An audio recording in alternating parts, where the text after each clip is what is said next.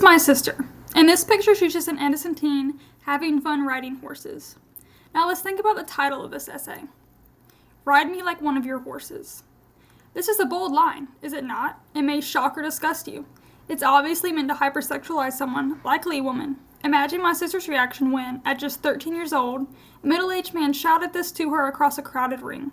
Luckily, an older girl near her stepped in and told the man off, but this left a strong impact on her. Her sport was no longer innocent and just for the love of horses. It was now tainted with a bad taste, the taste of sexism. This is just a sample of the sexism and hypersexualization women face in the equestrian sport. Equestrianism is one of the few sports that has long been excluded from sex segregation. Unlike most sports, women and men compete, or should compete, equally in the sport. The physiological differences argued in other sports do not come into play. In this picture, we can see the equestrian legend Catherine Kussner, one of the first women to compete in Olympic show jumping, as cited by Calder. This was long before most other sports had made this achievement, where women and men competed on the same playing field. Despite the improvements, women still face a large amount of sexism and hypersexualization in equestrianism, which becomes very detrimental to their success and livelihood. In this video essay, we will go over two main points: sexism in the equestrian sport and the hypersexualization of female equestrians. This is a very widespread issue that affects women from their preteens to their 60s, and it is very important to discuss. Point 1. Sexism/gender equalities in the equestrian sport. Sexism has long been an issue in sports. Just as it has been in society as a whole, sexism has found its way into sports. One would think that the equestrian sport would be immune to this. After all, it is one of the only sports where men and women compete at the same level. This leads us to the question, why is equestrianism not equal? We can see here the 1952 U.S. dressage team. Most notable is Marjorie Haynes, the first woman to compete in the equestrian sport for the U.S., as cited by Stafford. This is all the way back in the 1950s, a time when women were still struggling for equality in just the home dynamics. Catherine Dashford points this out as well, saying, moreover, there are no sex-based biological advantages for either males or females when it comes to equestrianism. Strength of the rider plays a role, but this is limited as within the equestrian partnership the horse will always be the stronger partner, regardless of the sex of the rider. This begs the question even further. If women were competing on supposedly equal fields all the way back then, why is the sport not equal now? Kashmir continues further by saying, despite the fact that there is no significant physiological advantage enjoyed by male competitors, rankings show that the men are performing disproportionately well in elite equestrian sport. She uses FEI, which is the International Federation for Equestrian Sports, rankings to show this, but with this being written in 2012, I will give modern rankings from 3 of the main equestrian sports: jumping, dressage, and eventing. Here we can see the current long line jumping rankings. It can be seen that it is dominated by men all the way up until Laura Kraut, who is currently in position 18. Dressage is a bit different. We can see 8 women in the top 10 spots alone. Susanna Hedenberg also points this out, saying dressage, the first discipline in which women were allowed to compete, is also the one that has the highest percentage of female competitors today. And after the 1970s, women have been a majority among Olympic dressage riders. Olympic show jumping has always had the least female competitors. However, dressage has long been seen as a women's sport. It involves no jumping or real risk, per se, and was the first Olympic equestrian section to allow women, as seen in the 1952 Olympic team example.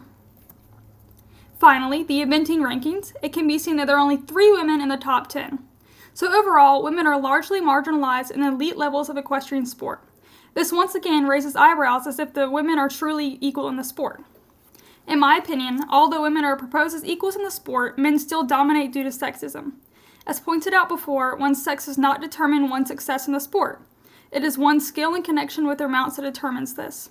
From my experiences in the equestrian sport, I have found that women truly are the backbone of the sport. We make up the multitudes of trainers, exercise riders, athletes, and more. So, we know that competition results are skewed towards male equestrians. What about the well-being and health of female equestrians? Is that affected by sexism as well? Health and wellness is a big factor into the equestrian sport.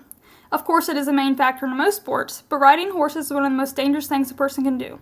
Young female riders are usually small, weighing around 110 to 120 pounds. They then mount and ride 1,000-pound horses. That's 10 times their size. Injury is a very common thing. This raises the previous question.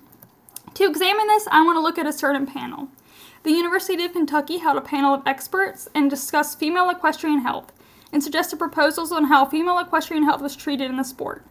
They also warned against a lack of insight into women's health in the sport. For example, they wrote that many under-researched subjects concerning female equestrian health beg for attention, and already studied topics have not yet been applied to female wellness within equestrian sport. This goes to show that even though women make up the majority of the sport, their health and wellness is not prioritized, and they suffer as a result. They point out specific examples of these ailments, writing, "The well-documented female athlete triad looms as a concern, especially for young women riders, but equestrian literature rarely mentions this interrelated issue. Disordered eating, absence of menstruation, and osteoporosis comprise this female athlete triad, and an athlete with any of the three can be at risk. These are major injuries and health issues that can have a major impact on one's life, and there is not enough attention being turned towards them." Overall, sexism is a very prevalent thing in the equestrian sport. Despite the fact that women make up the majority of the sport, as seen in the diagram on the screen, there is no physiological difference in skill in the sport. Women continue to face sexism. They continually rank lower than men, despite their prevalence in the sport, raising eyebrows as to whether or not it's completely equal. There's also a lack of representation in the sport for women's health, and women suffer as a result. It is my hope that we can get to the root of this sexism and establish equity for the women that gave the sport their heart and soul. Point 2. Hypersexualization of female equestrians. If you scroll through social media sites such as TikTok, reels like the one I'm about to show you are very popular within the equestrian side of social media.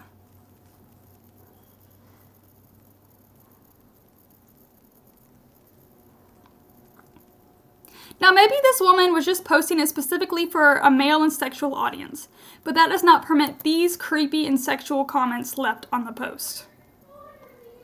Hypersexualization of female athletes has long been a thing, especially in equestrianism. My opening example of my sister and these comments are just a sample of what female equestrians have to face.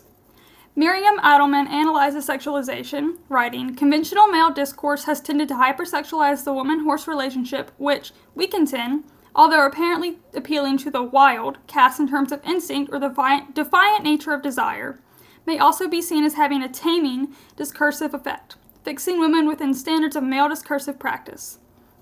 This shows how the hypersexualization of women in the sport demotes them right back to traditional roles in men's eyes and labels them as sexual objects rather than the athletes they are. They cannot compete and practice in the sport they have a passion for without the looming shadow of sexualization and creepy sexual men." I interviewed my sister on the subject, Addison Holder. She had said that she had encountered her fair share throughout the years, and she said, "Being sexualized as a preteen taught me how scary being a female equestrian can be. She was only 12 years old when the first incident happened and is now only 15. So, we've established that female equestrians are sexualized. What is the effect? This hypersexualization can have a profound impact on equestrians, as my sister pointed out. Sexual objectification can easily detrimentally affect one's mental health. As Emma Rooney points out, sexual objectification can lead to internalization of sexuality, being a view of a woman's view of her worth, along with increased rates of shame, anxiety, and depression. Why should these female equestrians have to suffer for a male gaze? A man's desire to have sex with a preteen should not determine her passion for that sport. However, as shown by my sister's quote, it often does. It is widespread and disgusting in behavior and can destroy a young athlete's view of the sport.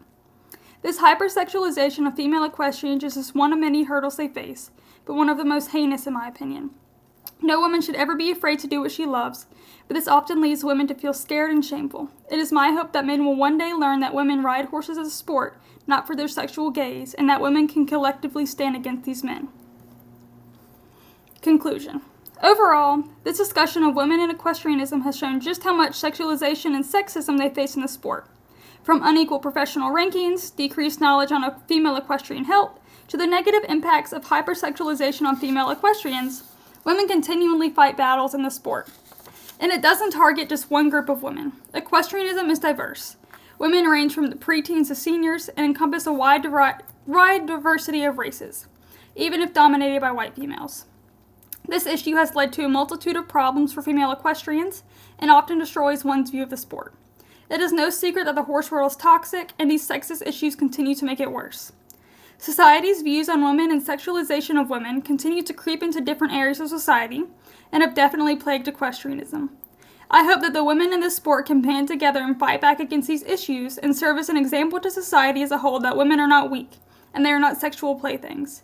They are strong, capable, and intelligent, and often easily outride the men in the sport. I have a positive outlook for the future of the sport, and I hope to see this change in my lifetime. And here are my citations.